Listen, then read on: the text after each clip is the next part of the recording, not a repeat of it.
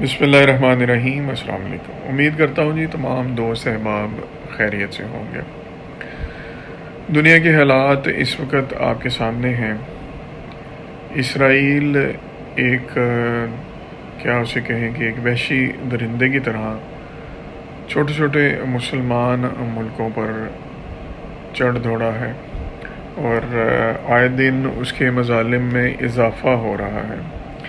یعنی پہلے غزہ، پھر اس کے بعد اس نے لبنان کا رخ کیا، اور اب یہ جا پہنچا ہے یمن تک۔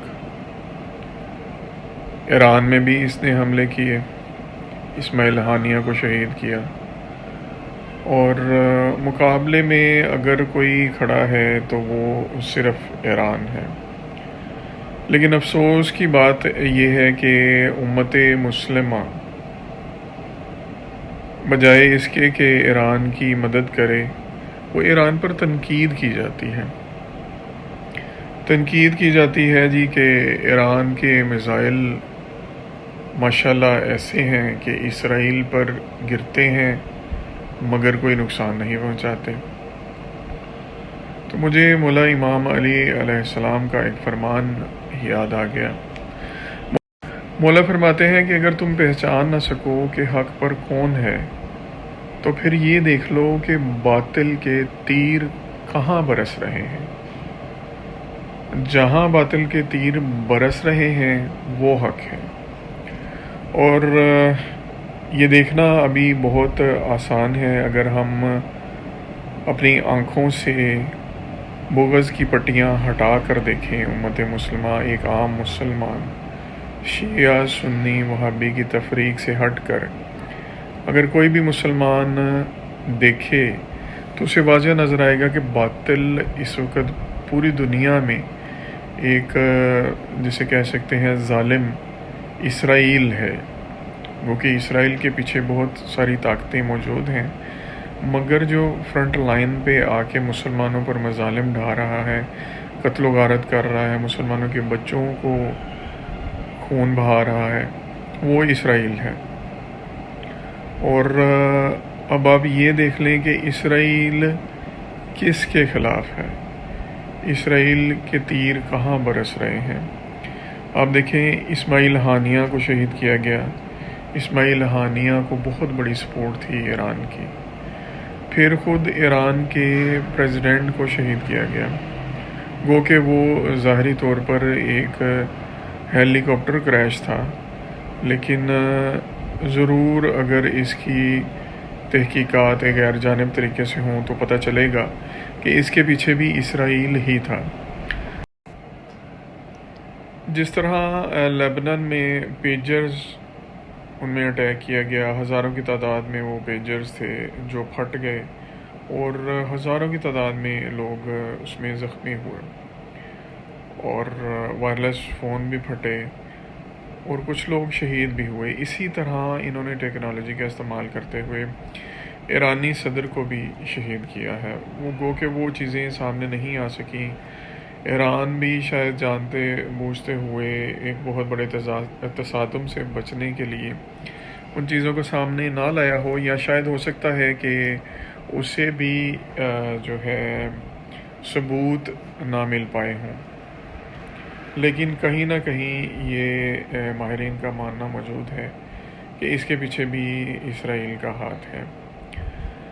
تو آپ نے دیکھا پچھلے دنوں آیت اللہ خامنئی صاحب نے جمعہ والے دن، جمعۃ المبارک والے دن انہوں نے خطبہ دیا۔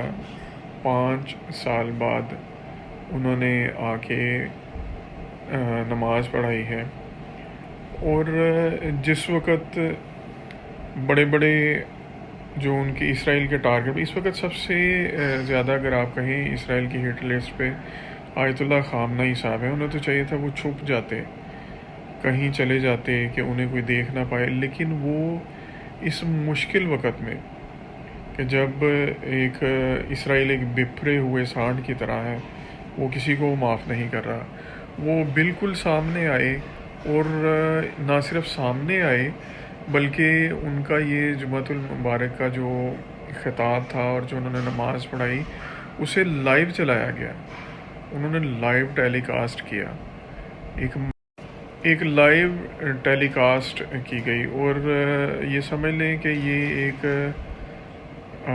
کیا اسے کہا جائے کہ اطمینان سے بھرا سجدہ تھا جو انہوں نے کیا، کیونکہ یہ خطرہ، یہ شک موجود تھا کہ ان پر حملہ کیا جا سکتا ہے، لیکن وہ مطمئن تھے، مرد مجاہد، اور یہ ہم کہہ سکتے ہیں کہ اسلام کا علم بردار اس وقت اگر کوئی مومن موجود ہے اس دنیا میں تو وہ آیت اللہ خامنہئی صاحب ہیں۔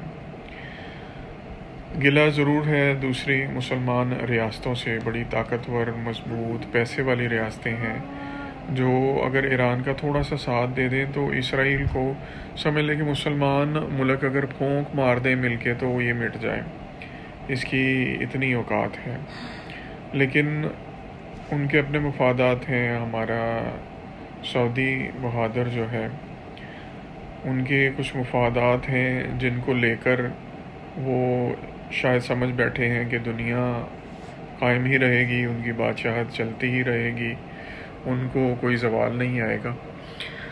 خیر یہ ان کی اپنی سوچ ہے، لیکن مجھے افسوس ان مسلمانوں پر ہے جو ایران پر تنقید کرتے ہیں جی کہ ایرانی میزائلوں نے کیا کیا۔ آپ جا کر سرچ کریں، امریکہ نے خاص طور پہ اب رپورٹس جاری کی ہیں کہ ایرانی میزائل اسرائیلی ایئر بیس پہ ٹکرائے ہیں اور اس سے نقصان بھی ہوا ہے۔ اور ایک اور بات آپ کو بتاتا چلوں، جس دن ایران نے اسرائیل پر حملہ کیا اسی دن اسرائیل کے اندر فائرنگ ہوئی ہے، اور یہ فائرنگ اس قدر شدید تھی کہ بہت سارے اسرائیلی واصل جہنم ہوئے ہیں۔ تو آج کی ویڈیو بنانے کا مقصد یہی تھا کہ امت مسلمہ کو متحد ہونا چاہیے، آپسی اتحاد اس قدر مضبوط ہونا چاہیے کہ باہر کی طاقتوں کو جو ہے وہ موقع نہ مل سکے، ان کو سپیس نہ مل سکے کہ وہ اندر آ کے ہمیں تباہ کر سکے۔ تو اس وقت حالات کشیدہ ہیں بالکل۔ ایران نے جو اسرائیل پر حملہ کیا ہے، اسرائیلی وزیر اعظم نے بھی اعلان کیا ہے کہ ہم اس حملے کا جواب دیں گے۔ تو اللہ کرے، ہماری دعائیں ایران کے ساتھ ہیں، اللہ ان کو مزید طاقت عطا فرمائے۔ مولا حضرت امام مہدی علیہ الصلوۃ والسلام جو زمانے کے امام ہیں وہ ان کی مدد فرمائے۔ بے شک ان کی مدد کے بغیر ابھی بھی کچھ نہیں ہو رہا، مگر ان سے گزارش ہے، التجا ہے کہ مولا مسلمانوں کی، مظلوم مسلمانوں کی مدد فرمائیں، تاکہ اسرائیل جو ظالم درندہ بنا ہوا ہے، جو 1949 میں یہاں گھس آیا تھا اور اب ایک بہت بڑا ملک وہ بنا لینا چاہتا ہے، اس کو نابود کیا جا سکے اور مسلمانوں کی مدد کی جا سکے۔ اللہ مسلمانوں کا حامی و ناصر ہو۔ اللہ حافظ۔